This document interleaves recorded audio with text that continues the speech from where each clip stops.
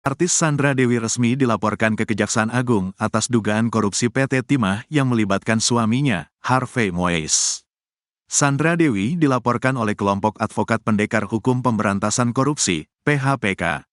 Kami dari Pendekar Hukum Pemberantas Korupsi, kami selaku advokat semua mendatangi Kejaksaan Agung untuk membuat aduan masyarakat terkait adanya keterlibatan dugaan korupsi Sandra Dewi terkait tindak pidana yang dilakukan suaminya, Harvey Moise, kata perwakilan PHPK, Stein Siahaan, di Kejaksaan Agung, Jakarta Selatan, Selasa, tanggal 2 April tahun 2024.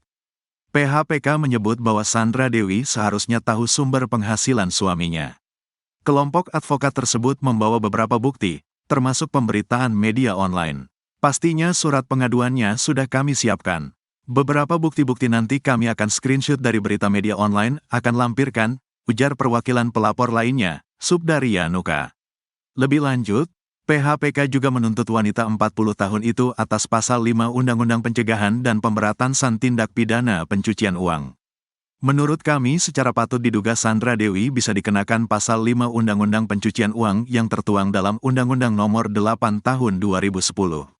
Yang mana berbunyi pasal 1, setiap orang yang menerima atau menguasai penempatan, pentransferan, pembayaran, hibah, sumbangan, penitipan, penukaran atau menggunakan harta kekayaan yang diketahui atau patut diduga hasil dari tindak pidana sebagaimana yang dimaksud dalam pasal 2 ayat 1 dipidana paling lama 5 tahun dan denda paling banyak 1 miliar rupiah.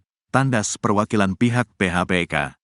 Diketahui Harvey Moise terseret dalam dugaan korupsi tata niaga timah PT Timah Terbuka untuk periode tahun 2015 sampai tahun 2022.